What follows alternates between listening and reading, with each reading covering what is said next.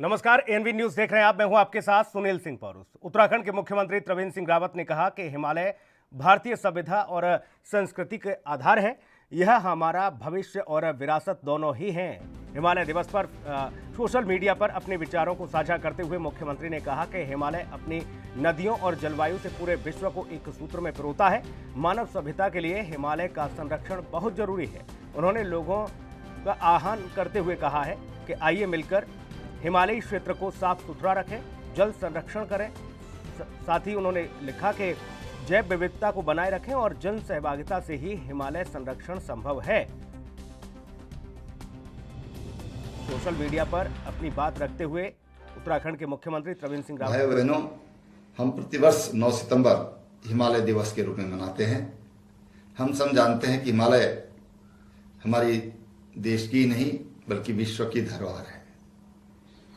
हिमालय के संरक्षण ये हमारा दायित्व बनता है और इसके लिए हम सबको सदैव प्रयास की आवश्यकता है।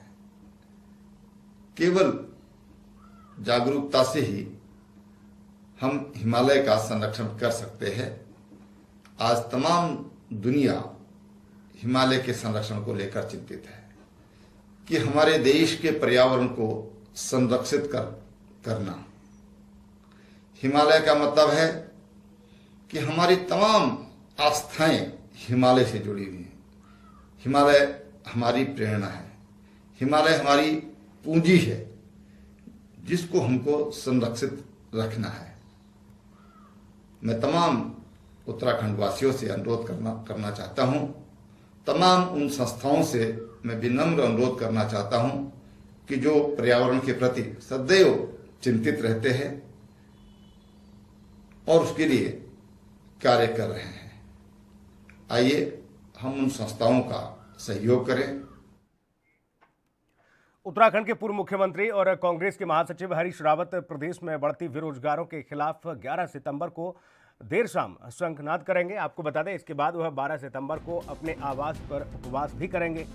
साथ ही बेरोजगारी की समस्या को लेकर प्रदेश कांग्रेस कमेटी 12 सितंबर को प्रदेश व्यापी प्रदर्शन करेगी। देहरादून समेत सभी जिलों में नगर ब्लॉक स्तर पर धरना दिया जाएगा। साथ ही पूर्व मुख्यमंत्री हरीश रावत ने प्रदेश संगठन के एक कार्यक्रम के साथ इसे जोड़ा है। हालांकि वह प्रदेश संगठन के कार्यक्रम को में शिरकत नहीं करेंगे, लेकिन अपने आवास से ही इस मुद्दे पर आवाज बुलंद करेंगे। सोशल मीडिया पर अपनी पोस्ट में उन्होंने कहा है कि वह 11 सितंबर को शाम 7:30 बजे अपने आवास से ही एक बेरोजगारी को लेकर, इस मुद्दे को लेकर शंखनाद करेंगे।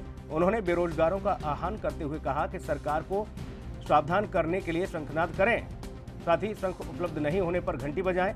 12 सितंबर को वह अपने आवास पर उपवास पर बैठेंगे। उन्होंने बुद्धिजीवी संगठनों से बेरोजगारी के खिलाफ आंदोलन करने का भी समर्थन किया है और कहा है कि वो हमारा समर्थन करें। उत्तराखंड के पूर्व मुख्यमंत्री और कांग्रेस के महासचिव हरीश रावत ने बढ़ती बेरोजगारी को लेकर 11 सितंबर को शंखनाद करने का ऐलान किया है। सरकार के खिलाफ वो हुंकार भरेंगे। बेरोजगारी के मुद्दे को लेकर वह शंखनाद करेंगे। साथ ही उन्होंने अपने तमाम समर्थकों और कार्यकर्ताओं से आह्वान किया है कि वह सरकार के खिलाफ इस मुद्दे पर आवाज मुखर करें, आवाज बुलंद करें और वह अपने आवास पर उपवास भी करेंगे। इसके साथ ही उन्होंने कहा है कि शंखनाद किया जाएगा। 12 सितंबर को अपने आवास पर वह उपवास पर बैठेंगे। उन्होंने बुद्धिजीवी संगठनों से बेरोजगारी के खिलाफ आंदोलन के लिए समर्थन भी मांगा है।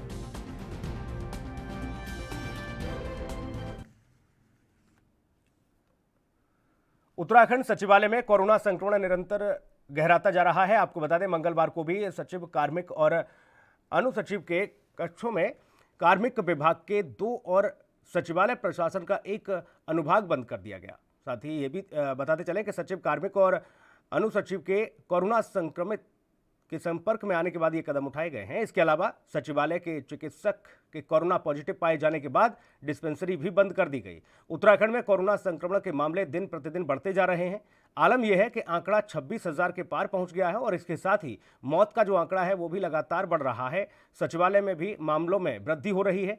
कोरोना संक्रमण के मद्देनजर बीते रोज सचिवालय के 6 अनुभागों के साथ ही इस सचिव श्रम और एक संयुक्त सचिव के कक्ष को 2 दिन के लिए बंद किया गया है। साथ ही सोमवार को सचिवालय में 82 कार्मिकों का एंटीजन टेस्ट हुआ है, जिसमें 3 कार्मिक कोरोना पॉजिटिव पाए गए हैं। इस बीच मंगलवार को सचिवालय के चिकित्सक भी कोरोना पॉजिटिव पाए गए। बताया जा रहा है कि सोमवार को जब एंटीजन टेस्ट हो रहे थे तब सचिव, कार्मिक और अनुसचिव भी वहां पर मौजूद थे। इसके बाद जो फाइलें भी उन्होंने निपटाई और तमाम संबंधित काम किया और सेल्फ आइसोलेट उन्हें किया गया है। इसे देखते हुए कार्मिक विभाग के 2 और सचिवालय प्रशासन के 1 अनुभाग को मंगलवार को 2 दिन के लिए बंद कर दिया गया है। साथ ही इन्हें सैनिटाइजेशन के बाद खोल दिया जाएगा, लेकिन लगातार जो खतरा है कोरोना का वो बढ़ता हुआ जा रहा है। उत्तराखंड सचिवालय में भी अब कोरोना के मामले दिन प्रतिदिन बढ़ते जा रहे हैं।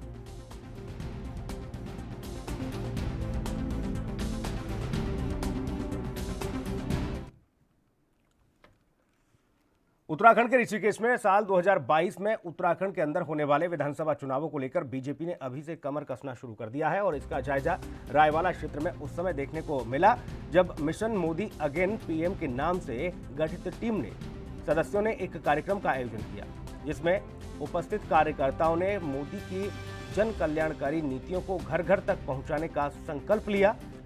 मौके पर कार्यकर्ता चुनावों को लेकर आपस में विचार विमर्श करते हुए नजर आए और इस कार्यक्रम को लेकर माना जा रहा है कि चुनाव को लेकर बीजेपी ने अपनी सक्रियता क्षेत्र में बढ़ानी शुरू कर दी है।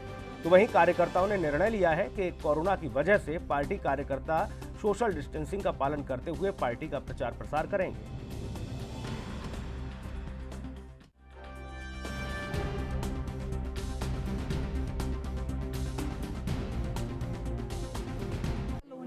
मिशन मोदी अगेन पीएम की प्रदेश अध्यक्ष हूँ और महिला आयोग की पूर्व उपाध्यक्ष भी हूँ। तो मैं मिशन मोदी के तहत मैं महिलाओं को प्रदेश अध्यक्ष होने के नाते मैं बहुत तीव्र तरीके से महिलाओं को जोड़ रही हूँ। माननीय मोदी जी की योजनाओं का बारे में बताकर, जैसे मोदी जी ने अभी हमारे इसमें महिलाओं के लिए उज्ज्वला गैस योजना दी थी, तो ये हमारे प्रदेश के लिए एक बहुत बड़ा एक महिलाओं की प्रति। उत्तराखंड के टिहरी में कोरोना संक्रमण के कारण गांव लौटे प्रवासियों को स्वरोजगार से जोड़ने के लिए जिले के प्रभारी मंत्री डॉक्टर धन सिंह रावत ने 6 लाभार्थियों को कुक्कुट पालन के लिए करीब 600 चूजे दिए हैं और उन्होंने सब्जी बागवानी के साथ ही उद्यानीकरण का काम कर रहे 4 समूहों को घेरबाड़ के लिए 6,90,000 रुपए के चेक भी दिए। साथ ही कलेक्ट्रेट परिसर में प्रभारी मंत्री डॉक्टर रावत ने कहा कि कोविड-19 में घर लौटे युवाओं को स्वरोजगार से जोड़ने का प्रयास किया जा रहा है। डीएम मंगेश गिल्डियाल ने बताया है कि चूजों के लिए जिले में करीब 10 मदर पोल्ट्री स्थापित की गई हैं, जहां से चूजे खरीदे जा रहे हैं। लाभार्थियों को 30% अंश देना है, जबकि पशुपालन विभाग 70% धनराशि जिला योजना से वहन करेगा।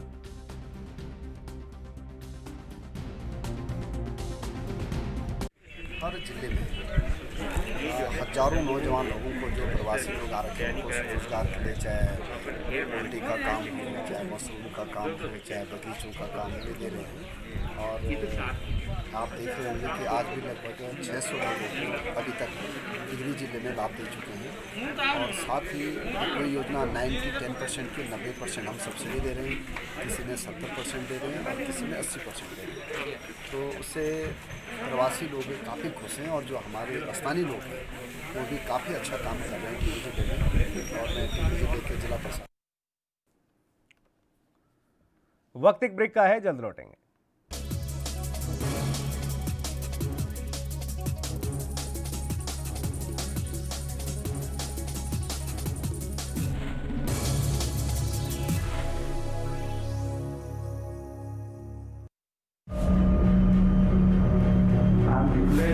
Public health emergency of international concern over the global outbreak of novel coronavirus. Bharat की कोरोना वायरस से जंग। आपको चाहिए पूरी जानकारी के लिए भरोसेमंद जरिया।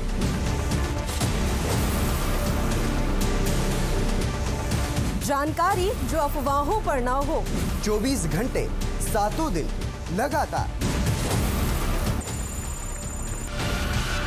सिर्फ ANB न्यूज पर। सबसे अलग अंदाज, हम बनेंगे आपकी आवाज, सवालों की धार, खबरों की बौछार सिर्फ मेरे साथ एएनबी न्यूज पर।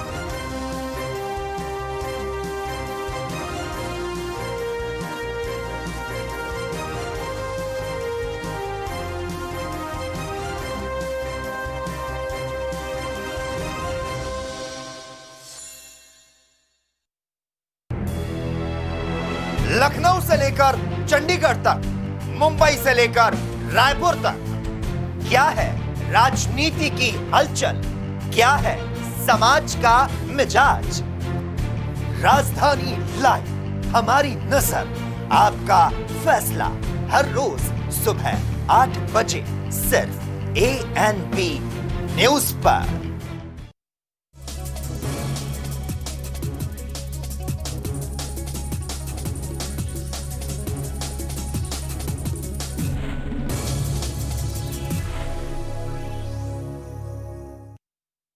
ब्रेक के बाद स्वागत है आपका। बढ़ेंगे खबरों में आगे। उत्तराखंड में आम आदमी पार्टी की पूर्व प्रदेश संगठन मंत्री और रायपुर विधानसभा क्षेत्र की प्रभारी उमा सिसोदिया ने बीजेपी पर आरोपित विधायक महेश नेगी को बचाने का आरोप लगाया है। उन्होंने बीजेपी से विधायक की विधानसभा सदस्यता रद्द करने को लेकर पार्टी से निकालने को लेकर भी बात कही है। आपकी नेता उमा सिसोदिया ने कहा कि बीजेपी सरकार आरोपित विधायक को बचाने का प्रयास कर रही है। दुष्कर्म के मामले में साफ नजर आ रहा है कि पुलिस आरोपित विधायक को बचाने के लिए सरकार के दबाव में काम कर रही है। विधायक के खिलाफ एफआईआर दर्ज करने के बजाय शिकायतकर्ता के ऊपर ही राजनीतिक दबाव में मुकदमा दर्ज कर दिया गया। साथ ही पीड़िता और उसके स्वजनों जो परिजन हैं उन्होंने ही विधायक का डीएनए टेस्ट कराने की मांग की, लेकिन कहीं कोई सुनवाई नहीं हो रही।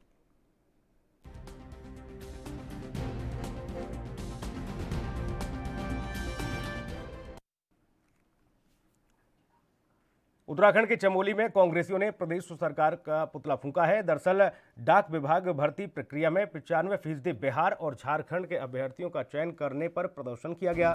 पूर्व विधायक डॉक्टर अनसुईया प्रसाद मैखुरी के नेतृत्व में कांग्रेस कार्यकर्ताओं ने मुख्य बाजार में मुख्यमंत्री का पुतला दहन किया और कहा कि अंग्रेजों के जमाने में डाकतार विभाग में पोस्टमैनों के पद पर स्थानीय लोगों की नियुक्ति होती थी, जिस पर स्थानीय व्यक्ति पर विश्वास करके ग्रामीण पोस्ट ऑफिस में अपना पैसा जमा करता था। लेकिन भाजपा की सरकार ने इस भर्ती को राष्ट्रीय स्तर पर कर दिया और बिहार, झारखंड के साथ ही अन्य बाहरी राज्यों के लोगों को इसका फायदा पहुंचाने का काम किया जा रहा है, जिसका कांग्रेस पार्टी पुरजोर विरोध करती है, क्योंकि यहाँ के स्थानीय लोगों को रोजगार नहीं मिल रहा।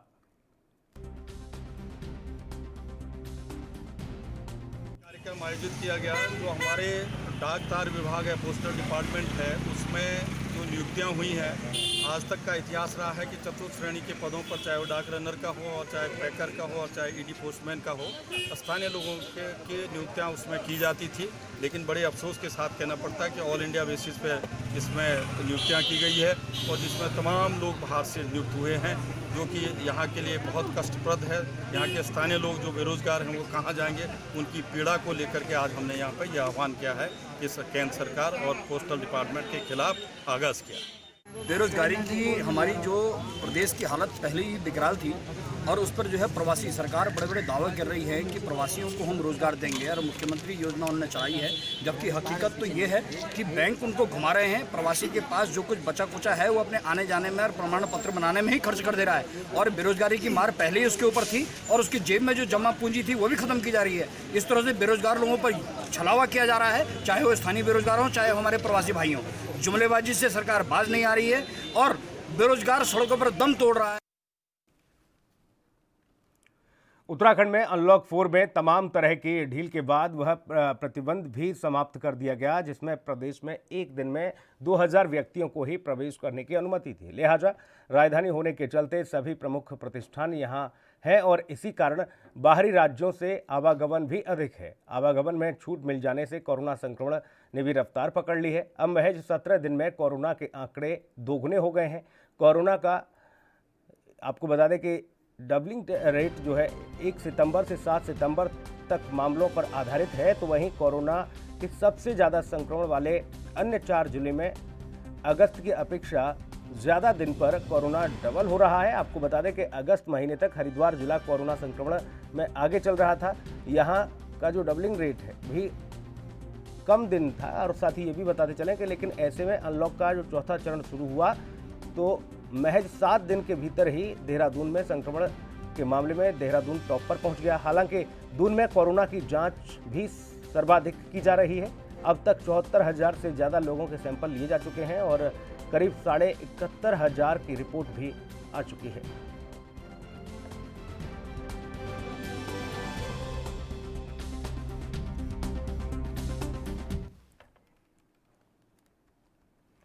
उत्तराखंड की राजधानी देहरादून में कोविड-19 के अस्पतालों में आईसीयू के सभी बेड फुल हो गए हैं। जनरल, प्राइवेट और सेमी प्राइवेट वार्ड भी गिनती के ही बेड यहां पर खाली हैं। ऐसे में अस्पताल भी कम लक्षण या बिना लक्षण वाले मरीजों को होम आइसोलेशन के लिए भेज रहे हैं। तो वहीं मरीजों की बढ़ती संख्या को देखते हुए प्राइवेट अस्पताल बेड की संख्या बढ़ाने पर भी विचार कर रहे हैं। दून अस्पताल को कोविड-19 अस्पताल बनाया गया है।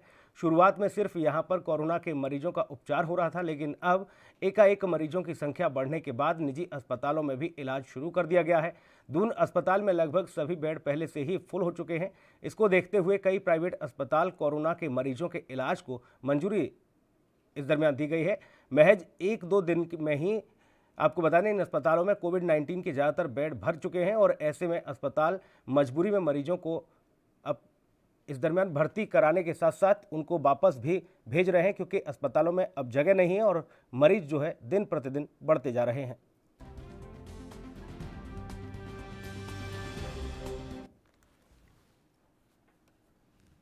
कोरोना महामारी के बीच उत्तराखंड सरकार ने हेमकुंड साहिब के लिए तीर्थ यात्रा शुरू कर दी है। अब नानक नाम लेवा संगठन के लिए भी हेमकुंड साहिब की तीर्थ यात्रा शुरू हो गई है। साथ ही आपको बता दें कि संगतों को इस वर्ष 36 दिनों के लिए हेमकुंड साहिब जाने की अनुमति दी गई है। हेमकुंड साहिब प्रबंधन ट्रस्ट ने संगतों के आवास और लंगर के लिए विशेष व्यवस्था की है ताकि संगतों को किसी भी तरह की कोई भी परेशानी न हो।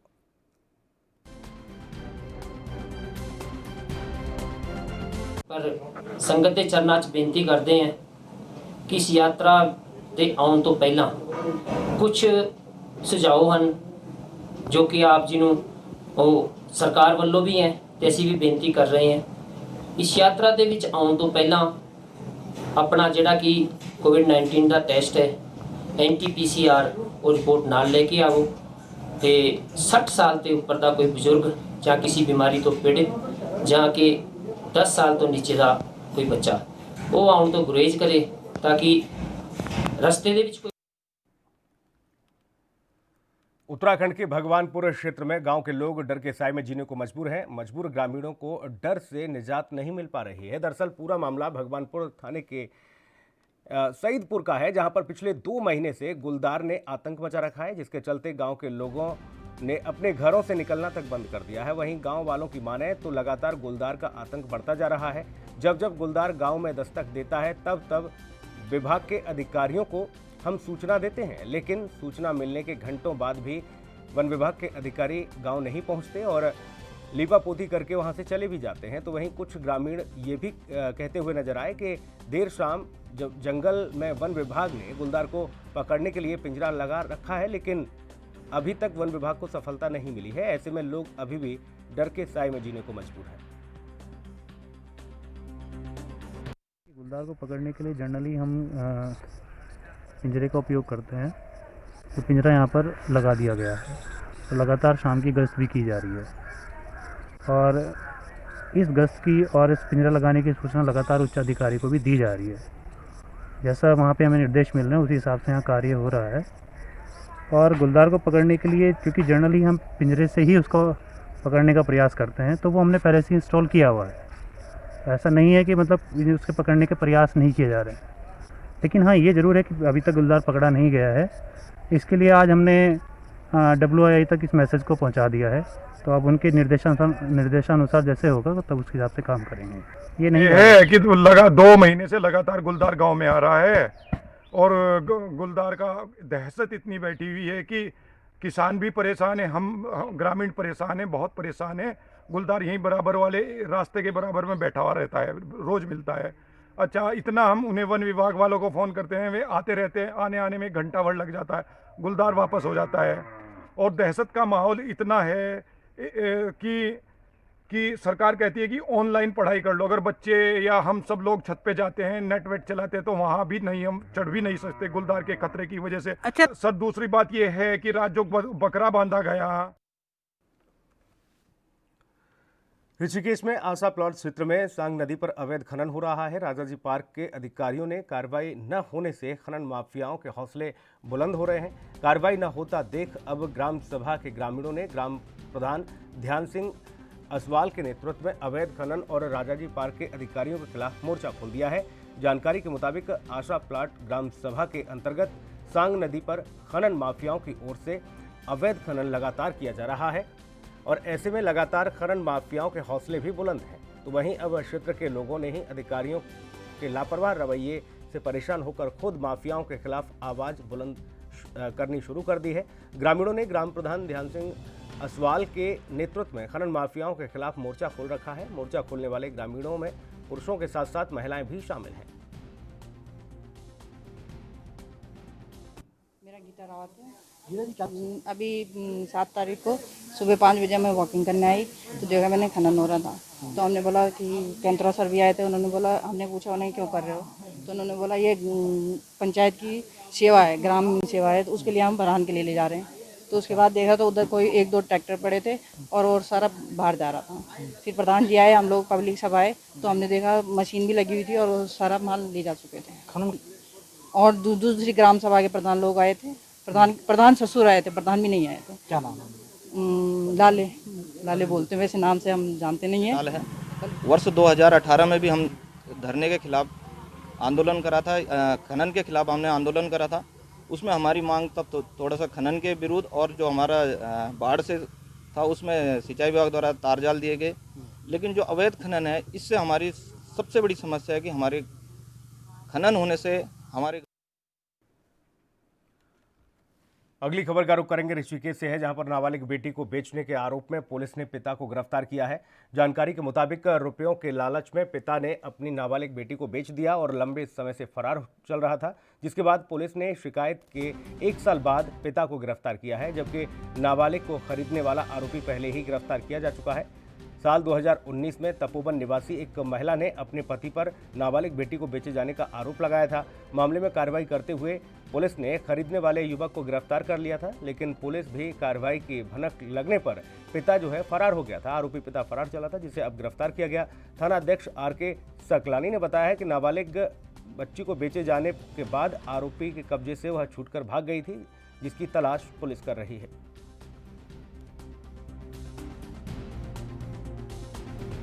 कि लास्ट ईयर एक मुकदमा यहाँ पर कायम हुआ था, जिसमें कि एक महिला द्वारा अपने पति पर आरोप लगाया गया था कि उसके द्वारा अपनी नाबालिग पुत्री को किसी मेरठ के निवासी व्यक्ति को जो है बेच दिया गया है। इस संबंध में मुकदमा दर्ज किया गया था और इन्वेस्टिगेशन करने के बाद ये पाया गया था कि वास्तव में उस व्यक्ति के द्वारा अपनी आर्थिक तंगी के चलते हुए अपनी 14 साल की लड़की को।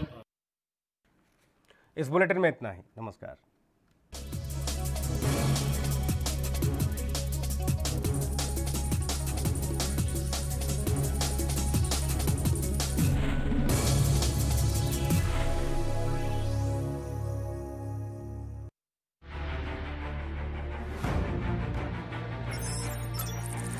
खबर चाहे सियासत की हो या सरकार की,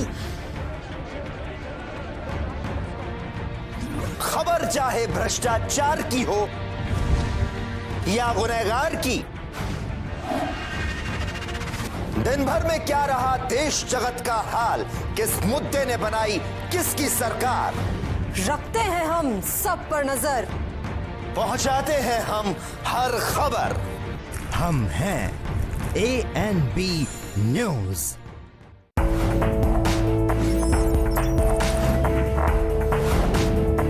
कम ब्रेक। और ज्यादा खबरों के साथ देखिए ANP news in channel number पर। Declaring a public health emergency of international concern over the global outbreak of novel coronavirus. Bharat की कोरोना वायरस से जंग। आपको चाहिए पूरी जानकारी के लिए भरोसेमंद जरिया।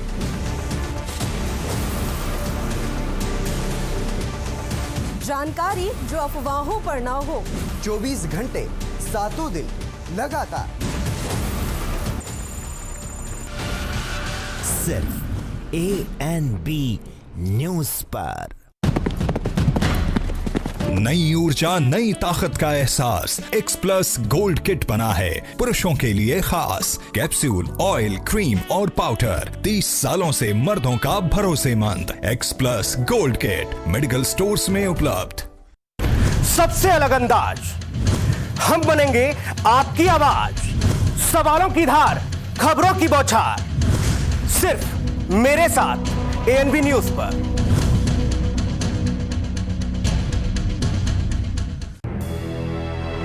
लखनऊ से लेकर चंडीगढ़ तक, मुंबई से लेकर रायपुर तक, क्या है राजनीति की हलचल, क्या है समाज का मिजाज।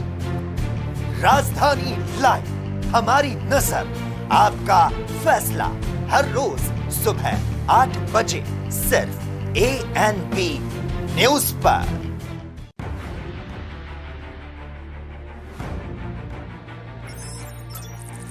खबर चाहे सियासत की हो या सरकार की, खबर चाहे भ्रष्टाचार की हो या गुनहगार की,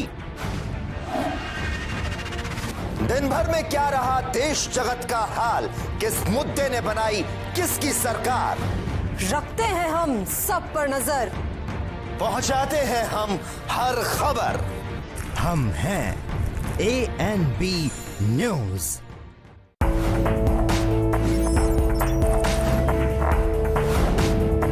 कम ब्रेक और ज्यादा खबरों के साथ देखिए ANP news in channel number पर।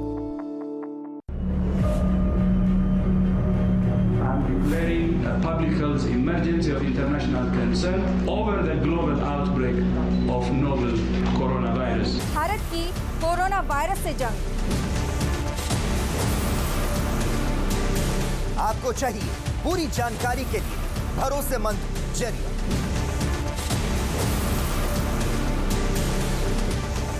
जानकारी जो अफवाहों पर ना हो।